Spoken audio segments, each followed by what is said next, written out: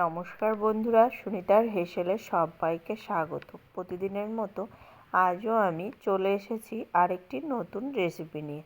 আজ আপনাদের সঙ্গে শেয়ার করব নিরামিষ আলু ফুলকপি। এটা কিন্তু রুটি, লুচি, পরোটা সবারই সঙ্গে কিন্তু খুবই ভালো যায়। তাহলে চলুন রেসিপিটি শুরু করা যাক। এখানে দেখুন, আমি আলু আর ফুলকপিগুলোকে ছোট টুকরো করে কেটে পরিষ্কার করে ধুয়ে নিয়েছি। আজ আমি নতুন আলু দিয়েই ফুলকপি আলুর নিরামিষ রেসিপি তৈরি করব। চলুন তাহলে রেসিপিটি শুরু করা যাক। এখানে দেখুন, আমি কড়াইতে পরিমাণ মতো সর্ষের তেল দিয়ে দিয়েছি। তেলটা যখন খুব ভালো করে গরম হয়ে যাবে, তখন আমি এর ভেতরে টুকরো করে রাখা আলুগুলোকে দিয়ে দেব। আলুর মধ্যে আমি সামান্য একটু লবণ আর হলুদ দিয়ে আলুটাকে কিন্তু একবারে লালচে কালার করে ভেজে নেব। ভাজতে ভাজতে আলুটা যেন 50% সিদ্ধ হয়ে যায়, সেইভাবেই আমি আলুটাকে একটু ভেজে নেব।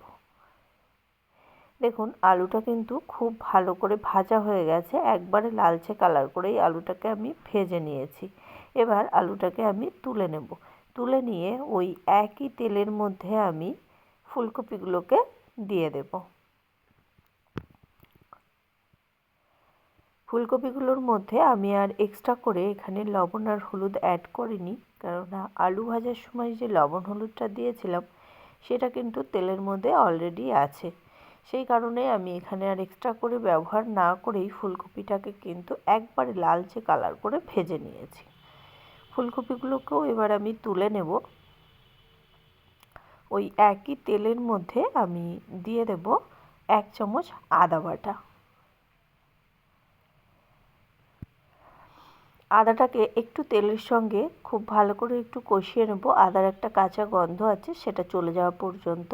এবার দেখুন, এর মধ্যে আমি দিয়ে দিচ্ছি পরিমাণ মতো হলুদ গুঁড়ো আর দিয়ে দেব স্বাদ অনুযায়ী লঙ্কার গুঁড়ো। এখানে আমি ঝাল লঙ্কার গুঁড়োটাই ব্যবহার করেছি। খুব ভালো করে হলুদ আর লঙ্কার গুঁড়োটা তেলের সঙ্গে একটু মিশিয়ে নেব।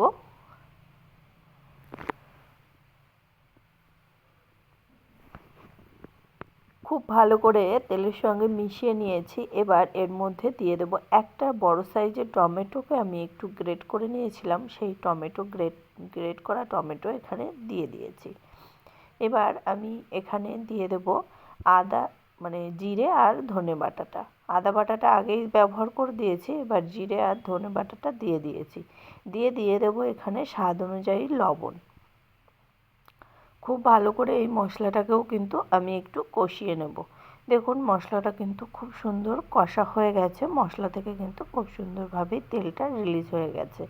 এবার এর মধ্যে আমি দিয়ে দেব, আমি এখানে 7 থেকে 8টা মতো কাজু আর 1 চামচ পোস্ত আমি মিহি করে বেটে নিয়েছি, সেই কাজু আর পোস্তর পেস্ট এখানে দিয়ে দিয়েছি। দিয়ে দিলাম সামান্য একটু জল। এবার সমস্ত মশলাটাকে আমি কিন্তু খুব ভালো করে একটু কষিয়ে নেব, একবারে সমস্ত মশলার কাঁচা গন্ধ চলে যাওয়া পর্যন্ত আর মশলা থেকে তেলটা ছেড়ে যাওয়া পর্যন্ত।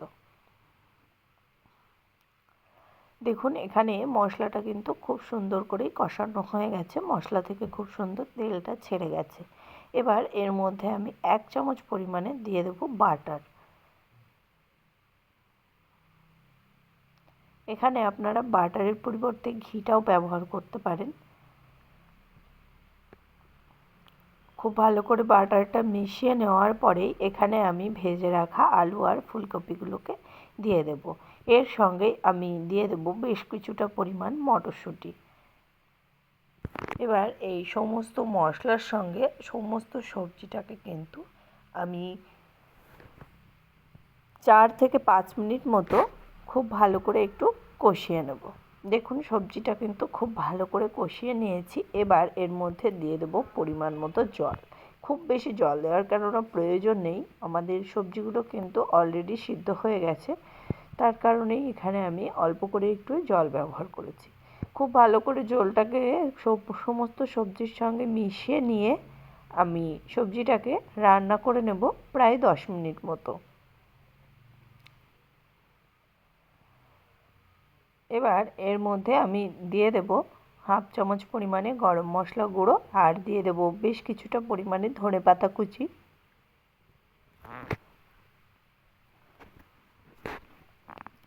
সমস্ত কিছু খুব ভালো করে আবারও মিশিয়ে নেব।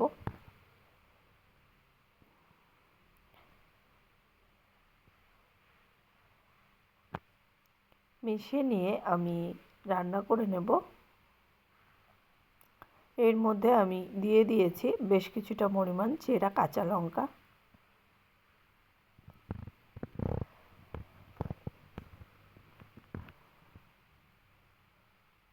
ফিরে এলাম প্রায় 10 মিনিট পরে। দেখুন তরকারিটা কিন্তু আমাদের সম্পূর্ণ রেডি হয়ে গেছে। নিরামিষ আলু ফুলকপি। এটা কিন্তু গরম ভাত কিংবা রুটি, লুচি, পরোটা সবারই সঙ্গে খুবই ভালো যায়। তাহলে বন্ধুরা, আমার এই নিরামিষ আলু ফুলকপির রেসিপিটি আপনাদের কেমন লাগলো অবশ্যই কিন্তু কমেন্ট করে জানাবেন। যদি ভালো লেগে থাকে তাহলে একটা লাইক করবেন আর সাবস্ক্রাইব করে পাশে থাকার অনুরোধ রইল। তাহলে বন্ধুরা, আজকের মতো এই পর্যন্তই। আবার দেখা হবে নতুন কোনো রেসিপি নিয়ে। ভালো থাকবেন, সুস্থ থাকবেন। ধন্যবাদ।